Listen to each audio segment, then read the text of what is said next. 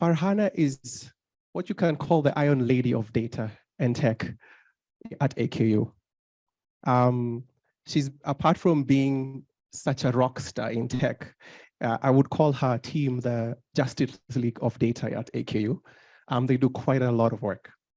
She's a veteran in the world of big data analytics and AI, and has spent the last decade building SAS solutions that enable transformative outcomes by unlocking the power of data. She considers herself a drip destroyer, eradicating the problem of being data rich, but insight poor. As the Chief Data Innovation Officer, AKA Iron Woman of Data, Farhana is focused on coupling data with smart, driven people to deliver social, economic, and environmental impact that can change the world. Farhana holds an electrical engineering and management degree and serves as a director on several nonprofits committed to improving gender equality in STEM. She's an advisor to an AI-focused incubate. She's an advisor to AI-focused incubation hubs. I'd say firms instead. Personally, I'm excited to know that she's the head of Corbit, which is an AI platform that enables you to learn how to code. I've started how to learn how to code in Python. So having her on this conversation is really great. Farhana, I want to start with just trying to get to know you a little bit. And my first question to you is, when did you start learning STEM? So this is going to be a bit of a funny story. In my family, even my extended family, I was the first one to go to university.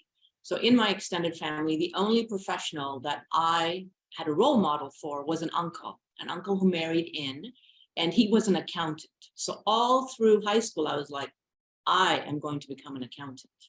However, in grade 13, when you go to shadow someone, so no offense to all those that are finance people that are out there, but I came back from that shadowing and said, there is no way in heck's name I can be an accountant. And my university applications were due the next day. So I went into my guidance counselor's office and I was like, I can't do this. And her response to me was, well, you're very good at math and science. Why don't you become an engineer? And I was like, what's engineering?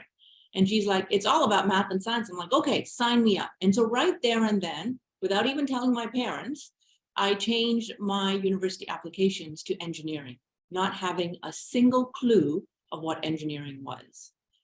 Now, what's really interesting after that is that I come from a very conservative background, a very sheltered background.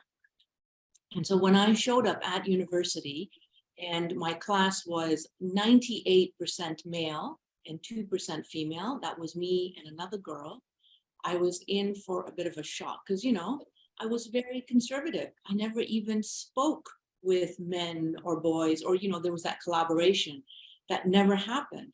But in order to get through engineering, you actually have to collaborate. And so I grew up very, very quickly. But that was my first exposure to STEM outside of doing math and science in high school.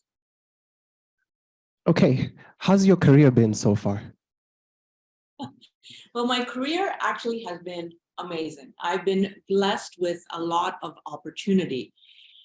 From graduating, so I graduated electrical engineering and management. And so what that means is that I got my engineering degree and my MBA at the same time. And what this translated into is a fundamental sort of grounding in, you could have really good technical ideas, but if they're not financially viable or market viable, they're actually useless. And my first job out of university was actually working for the rail. So I was building systems for the rail. But the second project that I had was figuring out what does it cost to ship something from point A, to basically predict what it would cost to ship it from point A to point B. And that is when I was hooked into data. I just loved it. I loved that project. And so for the past 25 years, I know I look like I'm only 25, but for the past 25 years, I have spent working in all things data. So whether it's building data platforms, data repositories, essentially enabling data to provide insights to enable smarter decisions at the point of impact. That has been my entire goal. And I've worked across multiple industries, the financial services industry, healthcare, retail, manufacturing, insurtech. I've been lucky enough also to work in Silicon Valley, so really working with startups for the past 15 years, which brings a completely different lens. And now I'm actually working at AKU. So you might wonder, why after 2 decades in technology am I working at AKU? Well, I'm originally from Kenya, and I always wanted my, I'm going to call it last dance, to be giving back to the country that I was born in.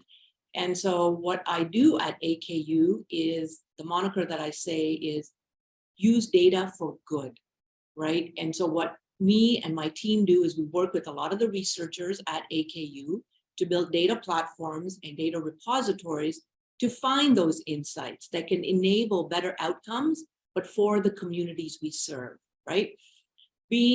Kenya being in a low middle income country setting, we don't have access to all of the technologies, all of the screening equipment that you might get in a high income country. And so what we're trying to uncover is, can we leverage data to find those solutions, to find those innovative solutions, and potentially leapfrog high income countries when it comes to delivering better outcomes. So that's kind of my career in a nutshell. I find that very interesting. You have both the European kind of experience and you have the Silicon Valley experience. And now you have the Kenyan experience. Can you give us maybe some challenges as you've experienced over your career in terms of a woman working in tech and innovation? Well, so I've been working in technology for a really long time. And when I started, there wasn't a lot of females. And I rose to an executive position or a leadership position pretty early on in my career. And I could tell you several stories, but I'll just pick a couple. So one is the challenge in being a female in technology is I've come across, I would say, a lot of microaggressions. The best example that I can give you is I worked for a software company and we got acquired.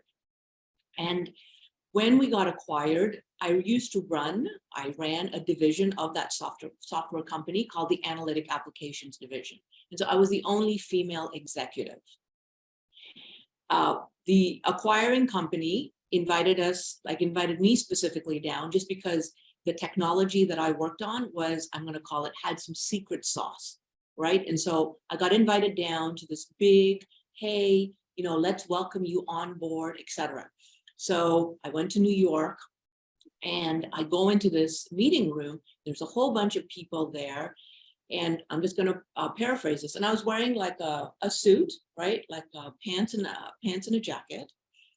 And this person came up to me, a male came up to me. I was the only female in that room. So I will give you some context there. Came up to me and said, "Oh my God, I'm so glad to see you." And I was about to introduce myself to him. And his next sentence to me was, "Would you get me a coffee, please?" And my response to him, being the cheeky person that I am, was, "Isn't that funny? I was about to ask you the same. Can you get it for me with double cream?" Right? And I paused there and I didn't say anything. And what was interesting is the gentleman that invited me, who is now actually the CEO of the company, so the company is IBM, right, is the CEO of the company, came over and said, blah, blah, blah, let me introduce you to Farhana Alarakhiya. She comes from, this background, that background. And the gentleman looked at me and he said, "Oh, it was an innocent mistake." And I retorted back, "Not really." And then I walked away. So, it's just that type of perception, being a female walking into a room. There's been other examples where I've been taken aside after a meeting where a gentleman would tell me and say, "In these meetings, we're not really expecting you to speak, right?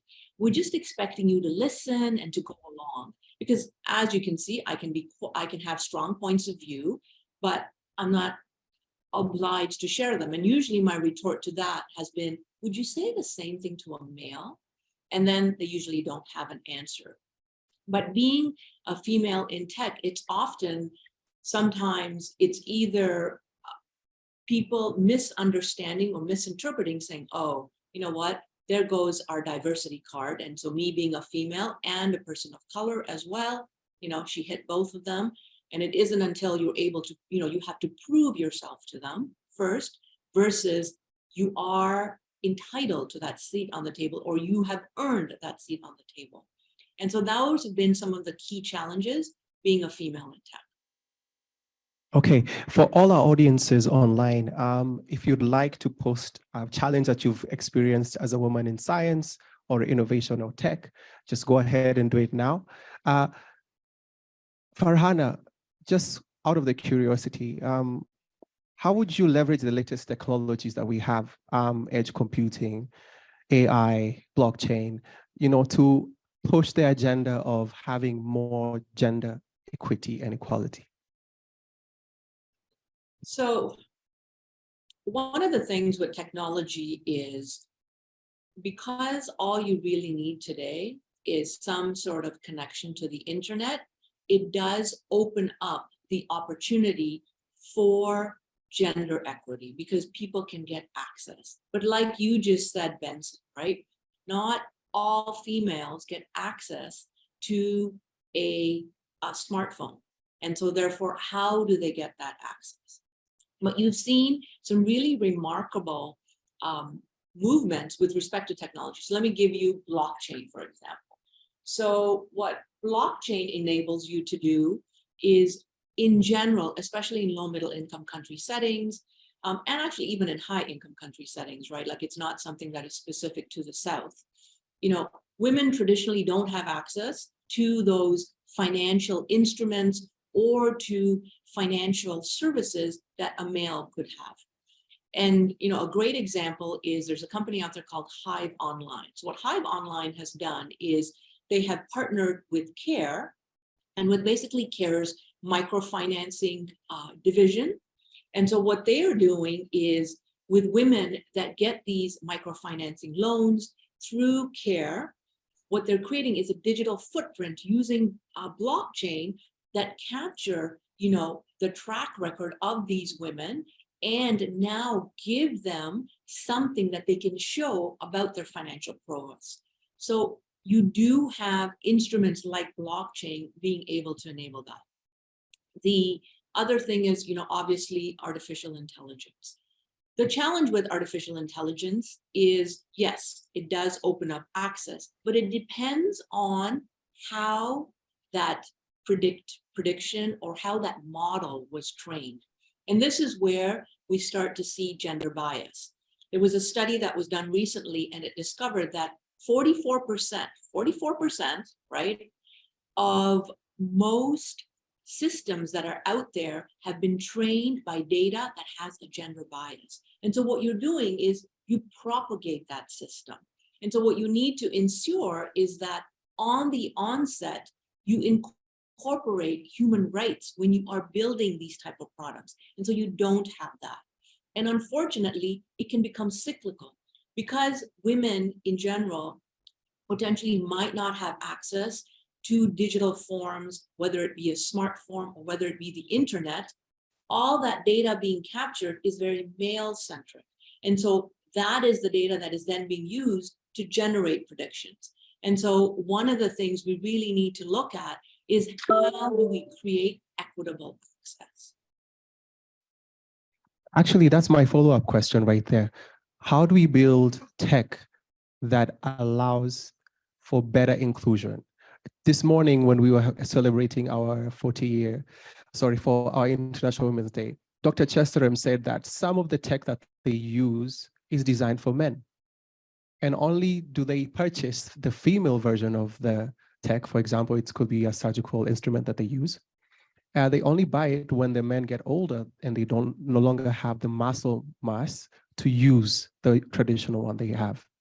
So how do we build for equity? So technology reflects its creators, right? And we've talked about the numbers. In tech, only 28% of the tech workforce is women. In the recent 2022 layoffs, 69% of the people laid off were women. And so when you don't have creators being present at the table that can present that gender, if you look, go to the Apple store, go to the Android store, look at the apps. How many of them have been designed for women in general? And then even when they are designed for women, when you look at some of the nuances and you go through some of the capabilities, it's really not designed with a female in mind. And so this is where there needs to be an urging by both, I would say, government as well as organizations to look at ensuring that when they're either designing products, that they're looking at it from a humanistic lens, right? They're looking at it from a perspective that do we have enough diversity in this? Are we taking into consideration the needs of the people? I just mentioned to you the 44% in terms of the gender bias, right?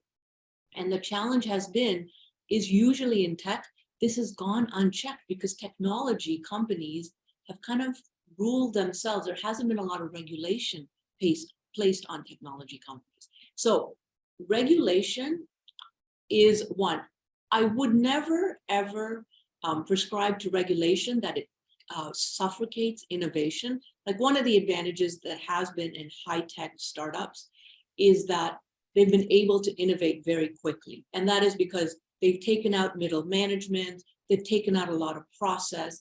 And to be fair, my last 10 years working in high tech, I've noticed a really big shift in terms of ensuring that not only do you have gender diversity at the table, you also have background diversity.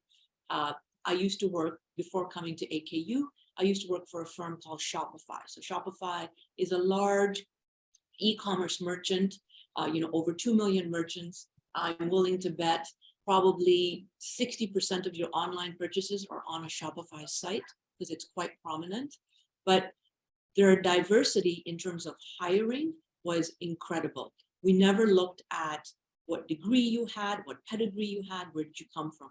We looked at what you had done, but also what your potential was. We hired high potential people. And if I may plug my team, is all of the people on my team, I haven't hired them for their credentials because most of them, as Benson, as you know, are recent grads. What I've hired them for is their potential. And they have proven that incredibly so far. So I think, making sure that you have that equation in mind at the onset when you go to designing these products, that is going to really, really help. But you can't just count on the companies to do it. You also need to make sure that we have policy that enables that as well. Okay, guys, do you have any questions for Farhana? If you don't have one, as you think about a question for her, my last question to you is, for someone who has been in Corbett, which is a platform that enables people to learn how to code and how to become more innovative, how do you, or what would you envision as a solution towards ensuring that more women and girls get into, learning with such platforms or into STEM? So getting into STEM, we can talk about policy. We can talk about making sure that there's more access, right? So from a policy perspective, I think there needs to ensure that there's equitable, I'm not saying equal, equitable access to whether it be STEM programs, whether it be digital platforms, et cetera. So it could be, offering women laptops, access to the internet, free internet, et cetera. So there's a policy component to it. But the second, which is more important, is role models, right? Like if women don't see other women participating in these type of activities, in these type of jobs, looking at some of the really cool things that they've done, you're not going to have that. I also think that we need strong sponsorship from men, right? So notice I didn't use the word support. I don't want you to say, rah, rah, rah, it's International Women's Day, let's go. I want you to actually support the people, support the women in terms of whether you're advocating for them, whether if you are fathers, right? And you have young boys, you make sure within those young boys, you're teaching them about, you know, what it means to be a female. These are things that go on in terms of being a female. I'll give you an example. So my daughter is actually in engineering. And, you know, I'm glad to hear and I'm glad to see she's in biomedical engineering, and 40% of her class is actually female, which is fantastic. So they have a project, a design project. And so for her design project, she's actually in a team with 4 other females, and they've decided that they're going to design economical, like I'm going to call it like from a cost perspective, economical, biodegradable, and environmentally friendly menstrual products, right? Now, you know, her and the other 4 women, they're the only girls in that class, right, in the design course. And everybody else, including the teaching assistants and the professors, are all male. And she calls me and she tells me how embarrassed they are when they're presenting their project, when they're presenting the problem that they're trying to solve, how everybody's kind of like, hush, it's 2023, for God's sakes. This is something that, you know, every female goes through. It's not something that should be a hush topic. And so my other part is encouraging the mothers that are out there, the fathers that are out there, that when you have boys, make this a norm, like help them understand digital citizenship when it comes to female, to speak up. The more we have in terms of, you are a product of your upbringing. And so the more we educate this next generation that's coming up, the children, hopefully this leads to less inadequacy in terms of whether it be, you know, not understanding, not being able to sponsor female, or understanding some of their common challenges and concerns. I know it's a very simplistic solution, but it needs to start. You know, I think it's a really good start. And I've seen in homes where, you know, I have several friends that have sons, and their sons are a lot more acquainted into what it means to be a female because the mother has provided them with that education.